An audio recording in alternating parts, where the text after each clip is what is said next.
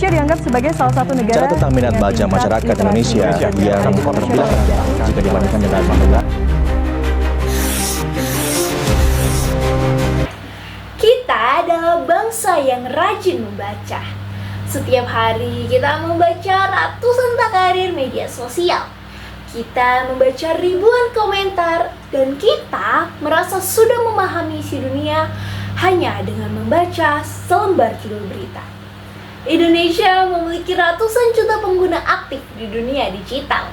Angka fantastis yang menempatkan kita di jajaran teratas dunia. Namun, izinkan saya bertanya satu hal kepada kita semua yang menyaksikan video ini. Jikalau kita memang rajin membaca, mengapa kita masih begitu mudah percaya hoaks? Mengapa generasi muda kita mudah terjebak dalam pusaran pinjaman online? Mengapa 3 dari 4 siswa di sekitar kita belum mampu mencapai tingkat dasar dalam kemampuan membaca? Jangan-jangan yang kita lakukan selama ini bukan membaca. Kita hanya sedang menggulir layar. Assalamualaikum warahmatullahi wabarakatuh. Shalom, Om Swastiastu, Namo Buddhaya, salam kebajikan. Yang terhormat para dewan juri dan teman-teman yang saya banggakan, saya Tabita Lydia Aprili Napitupulu dari SMA Negeri 2 Bekasi. Dan melalui video ini saya ingin mengajak kita semua untuk melihat suatu kenyataan yang memahitkan, bahwa kita adalah bangsa yang sibuk melihat kata tapi seringkali abai akan makna. Filsuf kuno Lao Tzu pernah berkata bahwa perjalanan 1000 mil selalu dimulai dengan satu langkah pertama. Di era digital ini, membaca dan literasi adalah cara kita untuk melihat peta penunjuk arahnya. Namun, aksi nyatalah yang menjadi langkah kita untuk benar-benar memulai perjalanan dan mengubah keadaan. Kita adalah bangsa dengan ratusan juta pembaca konten. Namun, ironisnya, kita belum sepenuhnya paham dan juga membawa perubahan yang nyata. Ada sebuah paradoks besar yang sedang terjadi di negeri kita. Data mencatat bahwa pengguna internet di Indonesia telah menembus lebih dari 80% populasi. Dan kita rata-rata menghabiskan 4 hingga 6 jam sehari di dunia maya. Secara teknis tentunya kita melihat jutaan kata setiap harinya. Namun, penilaian internasional melalui PISA menunjukkan bahwa skor literasi kita masih berada di posisi bawah. Sekitar 75% siswa kita belum mampu mencapai tingkat dasar dalam membaca.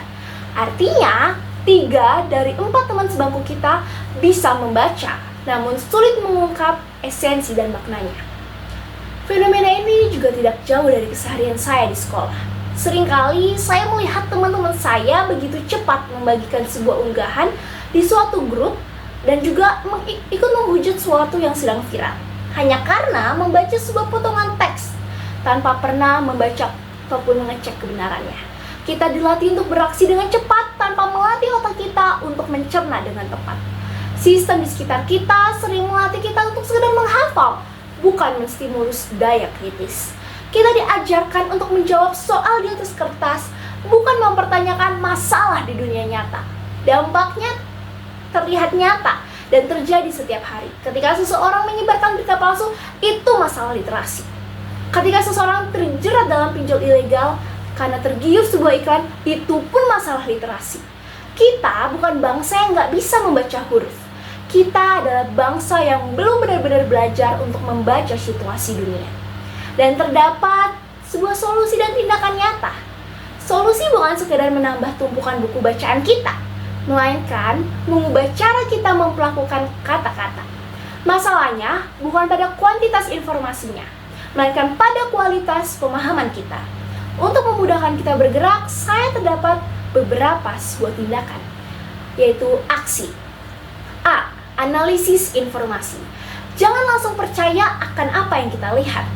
Coba pikirkan terlebih dahulu sebelum kita mempercayainya. Siapakah yang menulis itu? Apakah ada buktinya? Atau itu fakta atau hanya sekedar opini belaka? Dan kedua, kendalikan jempol. Kita menjadi orang yang literat berarti kita tahu kapan harus menahan diri agar tidak menyebarkan sesuatu yang belum tentu benar. Kita menyaring terlebih dulu. Yang ketiga, S. sampaikan kebenaran. Jika kita tahu suatu informasi yang merupakan hoaks, kita jangan diam. Kita turut tegur dan juga luruskan informasi tersebut dengan cara yang sopan di kolom komentar ataupun di dunia nyata. Dan yang terakhir ialah implementasikan dalam kehidupan. Mari wujudkan pengetahuan menjadi suatu gerakan yang nyata. Mulai hari ini, sebelum kita mengetik komentar atau menyebarkan sebuah tren, gunakan 1 menit untuk berpikir jernih. Jangan biarkan jempol kita bergerak lebih cepat daripada akal sehat kita. Aksi nyata tidak harus langsung yang besar. Aksi nyata hanya perlu konsisten dan tentunya disengaja. Teman-teman, kita hidup di zaman di mana informasi sangat mudah untuk diakses. Namun anehnya, kebenaran justru paling mudah untuk disalahpahami. Bukan karena kita tidak mampu, tetapi karena kita belum sepenuhnya sadar bahwa membaca adalah sebuah tindakan aktif, bukan sekedar gerak mata dari kiri ke kanan. Literasi sejati dimulai ketika kita berhenti menjadi penonton informasi dan mulai menjadi pemikir yang bergerak. Kata-kata memang memiliki kekuatan yang luar biasa, namun kekuatan itu hanya lahir di tangan orang-orang yang berani melakukan aksi nyata karenanya. Mari kita mulai dari diri kita sendiri hari ini. Jangan hanya membaca untuk tahu, bacalah untuk memahami, dan pahamilah untuk melakukan perubahan. Jadilah generasi yang tidak hanya sekedar mengonsumsi kata-kata. Jadilah pembaca yang berani bertindak. Saya Tabita Lydia Aprilina Pitupulu dari SMA Negeri 2, Bekasi, pamit undur diri. Terima kasih. Wassalamualaikum warahmatullahi wabarakatuh.